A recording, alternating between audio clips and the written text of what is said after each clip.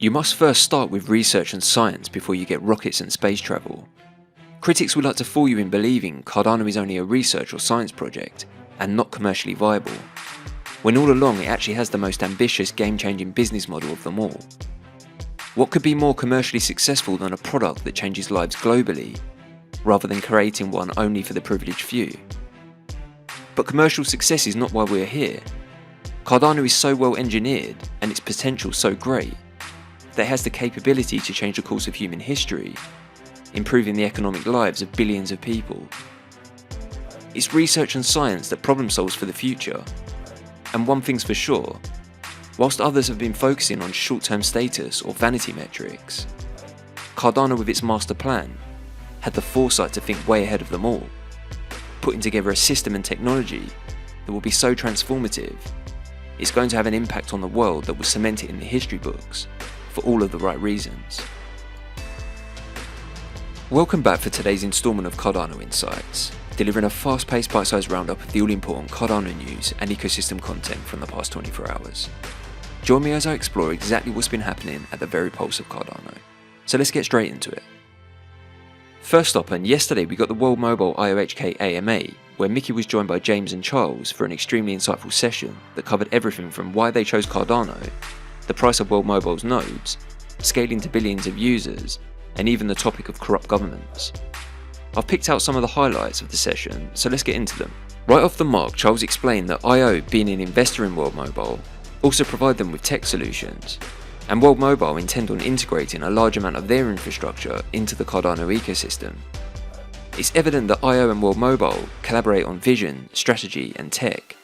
Charles summarised this perfectly, explaining that whilst IO think about RealFi, for this to be successful, you need identity for compliance, you need infrastructure, telecoms, energy and computing. For RealFi to function properly, all of that has to be self-sovereign and decentralised to prevent any one actor from attempting to grind the system to a halt or monopolising the marketplace, which normally only adversely affects the standard user or citizen. World Mobile's decentralised dynamic ISP is a match made in heaven for Cardano's goals in providing a system that can be accessed by everyone, including the most underprivileged, unbanked and unconnected. Speaking on the recent World Telecoms conference, Mickey explained how World Mobile really announced themselves on the global stage and walked away with 30 more countries that have now provided direct access to ICT ministers and their officials, building out their connections and networking further. When asked about the recent pledge to have 1 billion people connected by 2030, James explained that World Mobile are building a multi-country shared mobile network, and they've already calculated the amount of potential users in that footprint that they're planning to enable. He reminds us that big mobile networks are not uncommon. For example, Vodafone have a few hundred million users. So in effect, if World Mobile is successful in achieving the connectivity that they're aiming for, they'll have one of the largest networks in the world. The sharing economy will play a big part in this, where the people own the network and maintain it because they value it. The sharing economy puts the responsibility in the user's hands, but also is far more rewarding for participation. This dynamic model has the potential to be a catalyst for exponential growth. Nothing is more powerful than a community or movement being powered by incentives that improve the quality of life both financially and in delivering access to systems or opportunity that was otherwise unavailable. Now, the idea of 1 billion users in 7 years may seem far-fetched, but Charles gave us some food for thought here with the following comparisons. He explained that it took Pokemon Go just 19 days to reach 50 million users.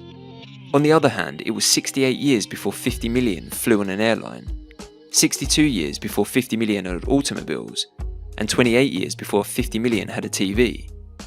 The point here is if you get the right distribution model, you can do something in a matter of days that would otherwise take decades.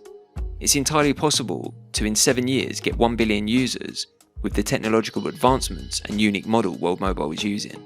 James also highlighted the traditional way to roll out this kind of network would be to negotiate leases or locations for every transmitter, which could take 10 years to complete a sizable footprint. However, with World Mobile, if people install their own cellular connectivity, there's no lease rights as it's the people's own property and own incentive. This is going to be truly game-changing, and the best part, we're at the very beginning to get to watch it all play out. Mickey was then asked about the amount of current users on the network, which he confirmed to be only around 10,000, but this isn't the point. The aim is currently not to bring people onto the network, The aim is to make sure the sharing economy model works, then scale it. Otherwise, as he rightly highlighted, there'll be no different from the legacy companies.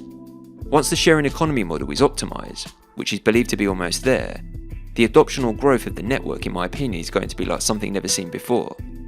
Remember, the majority of areas this is being rolled out in, there is a fundamental need for connectivity and desire for change, which is the recipe for a revolution in this respect.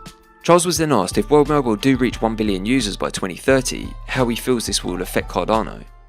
He pointed out that this will be dependent on a number of factors, for instance incentive or macro, as well as regulatory realities.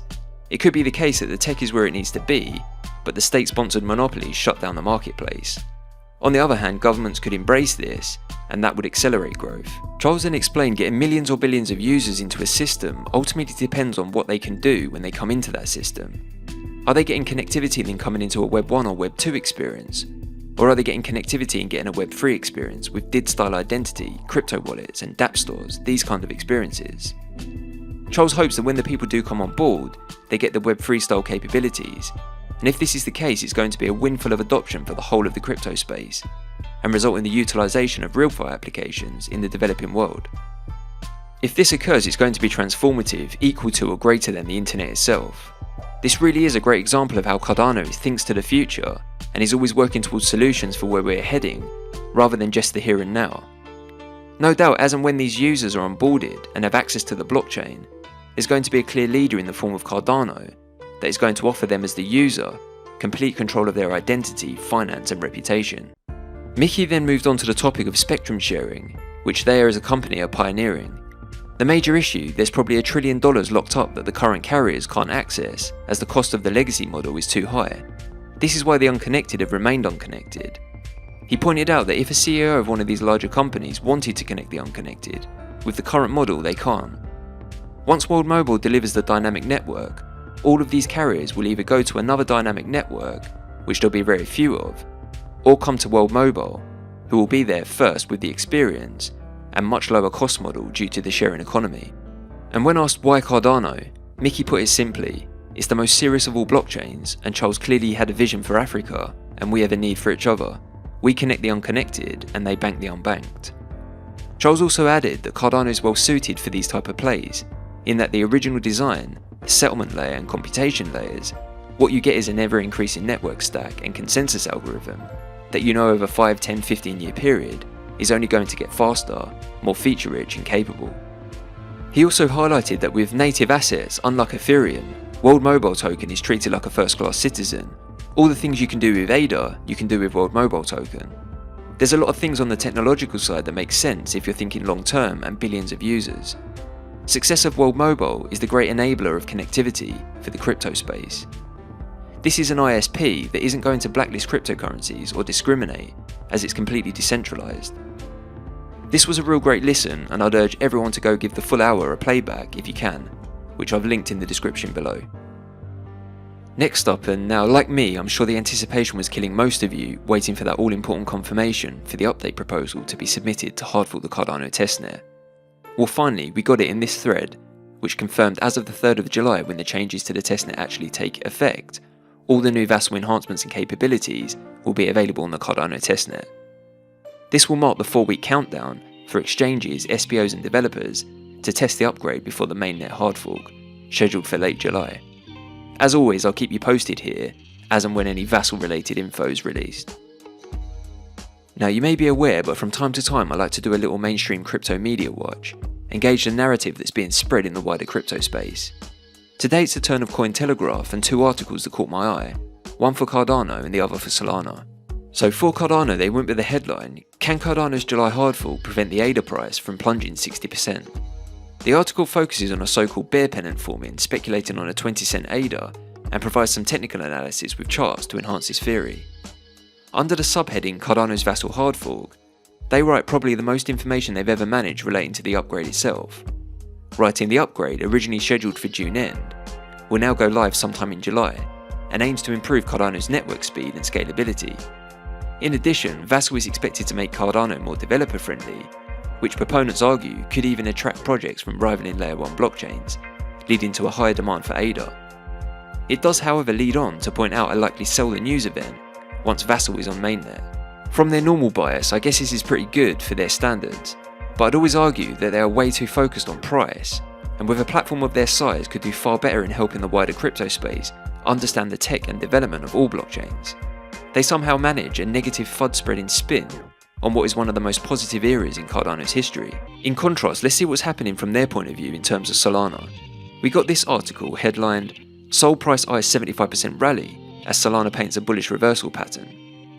The article itself briefly points out some technical analysis and speculates on a Solana price pump. Far too often we see these kind of narratives from the mainstream publications, seemingly bullish on Cardano's competitors, but really fail their audience in bringing any real value of information or substance in the articles they write. I think these two articles demonstrate perfectly the problem we have in crypto, and the standard of mainstream news is not doing anything for the average user, apart from misleading them down the road to poor investment or trading choices. Finally, and recently we've covered Lending Bond a few times now on this channel, and highlighted the great progress this NFT lending platform has made in bringing through that much needed utility into the Cardano ecosystem. Well, today it seems they've broken some more records, announcing this on their Twitter account. The all-time volume is now at 2 million ADA, the 24-hour volume record 150k ADA, and the record loan size a 30k loan on this Ape Society NFT. This is really pleasing to see. The level of engagement from the Cardano community, despite the bearish sentiment, is evidently there. It seems lending platforms and their use cases are taking full advantage of this market downturn and continue to demonstrate growth since launching 3 or so months ago. So that's it for another installment of Cardano Insights. I hope you enjoyed today's video and found value in the content, and if you did, please be sure to comment, like, share and subscribe to the channel. I really appreciate the support in helping me grow and spread positive vibes and information about Cardano to a wider audience. We'll be back soon with your daily roundup, and until then, thanks for watching, have a great day, and as always, keep it Cardano.